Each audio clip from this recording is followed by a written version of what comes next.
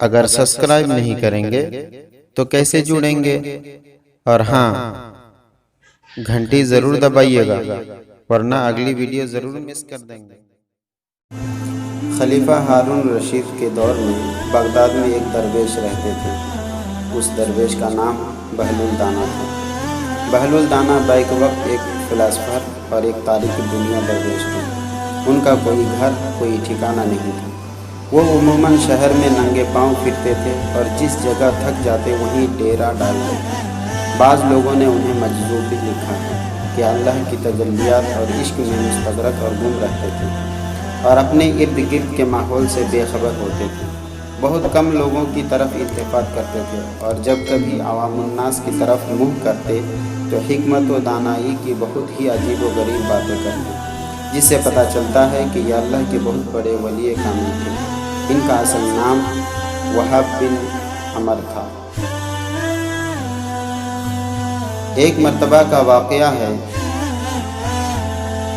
کہ بہلول دانا دریا کے کنارے بیٹھے ساحل کی گیلی ریتی کو اپنے سامنے جمع کر کے اس کی ڈھیریاں بنا رہے تھے اور ملکہ زبیدہ اپنے محل کی جھیروکے سے بڑے انہماک سے ان کو یہ کام کرتے دیکھ رہی تھی۔ وہ مٹی کے ڈھیری بناتے اور پھر اپنے ہاتھ سے ہی اس کو مسمار کر دیتے۔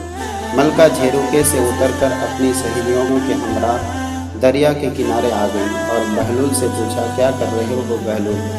بہلول نے ادائے بے نیازی سے کہا، جنت کے محل بنا رہا ہوں۔ ملکہ نے سوال کیا، اگر کوئی تم سے یہ محل خریدنا چاہے تو کیا تم اس کو فروخت کرو گے؟ بہلول نے کہا، ہاں ہاں کیوں نہیں، میں بناتا بھی ہوں اور فروخت بھی کرتا ہوں۔ بتاؤ ایک محل کی قیمت کیا ہے؟ ملکہ کے سوال کرتے ہی بہلول نے بے ساختہ کہا، 3 درہم۔ ملکہ زبیدہ نے اسی وقت اپنی کنیزوں کو حکم دیا کہ بہلول کو 3 درہم ادا کیے جائیں اور ادا کر دیے گئے۔ یہ تمام واقعہ ملکہ نے اپنے شوہر خلیفہ ہارون رشید کو بتایا۔ بادشاہ نے اس واقعے کو مذاق میں ٹال دیا۔ رات کو جب بادشاہ سوئے تو انہوں نے خواب میں جنت کے مناظر دیکھے، خوبصورت باغات، نہریں، طرح طرح کی خوبصورتیوں کا نظارہ کیا۔ اس کے علاوہ اونچے اونچے خوبصورت محلات بھی دیکھے۔ ایک سرخ یاقوت کے بنے ہوئے محل پر انہوں نے زبیدہ کا نام لکھا ہوا دیکھا۔ بادشاہ نے سوچا کہ میں دیکھوں تو صحیح کہ یہ میری بیوی کا گھر ہے۔ وہ محل میں داخل ہونے کے لیے جیسے ہی دروازے پر پہنچے تو ایک دربان نے انہیں روک لیا۔ بادشاہ کہنے لگے، اس پر تو میری بیوی کا نام لکھا ہوا ہے، اس لیے مجھے اندر جانا ہے۔ دربان نے کہا، نہیں، یہاں کا دستور الگ ہے، جس کا نام ہوتا ہے اسی کو اندر جانے کی اجازت ہے، کسی اور کو اجازت نہیں ہوتی، لہذا آپ کو داخل ہونے کی اجازت نہیں ہے۔ جب دربان نے بادشاہ کو پیچھے ہٹایا تو ان کی آنکھ کھل گئی۔ بیدار ہونے پر فوراً خیال آیا کہ مجھے تو لگتا ہے کہ بہلول کی دعا زبیدہ کے حق میں رب العزت کی بارگاہ میں قبول ہو گئی۔ وہ ساری رات اسی افسوس میں کروٹیں بدلتے رہے۔ چنانچہ وہ شام کو بہلول کو تلاش کرتے ہوئے ادھر ادھر دیکھ رہے تھے کہ اچانک انہوں نے دیکھا کہ بہلول ایک جگہ بیٹھے اسی طرح مکان بنا رہے ہیں۔ بادشاہ نے السلام علیکم کہا۔ بہلول نے جواب دیا، وعلیکم السلام۔ بادشاہ نے پوچھا، کیا کر رہے ہو بہلول؟ بہلول نے جواب دیا، جنت کے محل بنا رہا ہوں۔ بادشاہ نے پوچھا، بیچو گے؟ بہلول نے کہا، ہاں ہاں کیوں نہیں، میں بناتا ہوں اور بیچتا بھی ہوں۔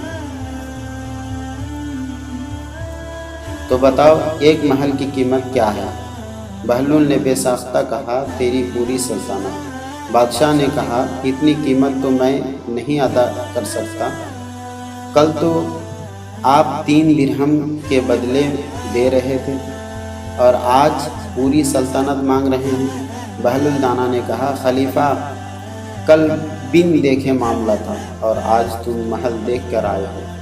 خلیفہ یہ سن کر گھٹنوں کے بل بہلول دانا کے سامنے مایوس ہو کر بیٹھ گئے اور کہا، حضرت آپ مجھ سے میری پوری سلطنت لے لیجیے اور مجھے ایک محل دے دیں۔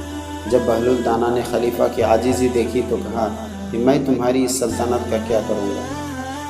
اس دنیا کی محبت تو بہت سے گناہوں کی جڑ ہے، جاؤ اپنی سلطنت اپنے پاس رکھو، اس محل کو بھی تمہارے لیے 3 درہم میں فروخت کرتا ہوں۔ ایک دن بہلول بازار میں بیٹھے ہوئے تھے کہ کسی شخص نے پوچھا، بہلول کیا کر رہے ہو؟ تو بہلول نے کہا کہ بندوں کی اللہ سے صلح کروا رہا ہوں۔ اس شخص نے کہا کہ پھر کیا بنا؟ بہلول نے کہا، اللہ تو مان رہا ہے لیکن بندے نہیں مان رہے۔ کچھ عرصے بعد اسی شخص کا ایک قبرستان کے پاس سے گزر ہوا تو دیکھا کہ بہلول قبرستان میں بیٹھے ہوئے ہیں۔ قریب جا کر پوچھا، بہلول کیا کر رہے ہو؟ بہلول نے کہا، بندوں کی اللہ سے صلح کروا رہا ہوں۔ اس شخص نے کہا، پھر کیا بنا؟ بہلول نے کہا، بندے تو مان رہے ہیں مگر آج اللہ نہیں مان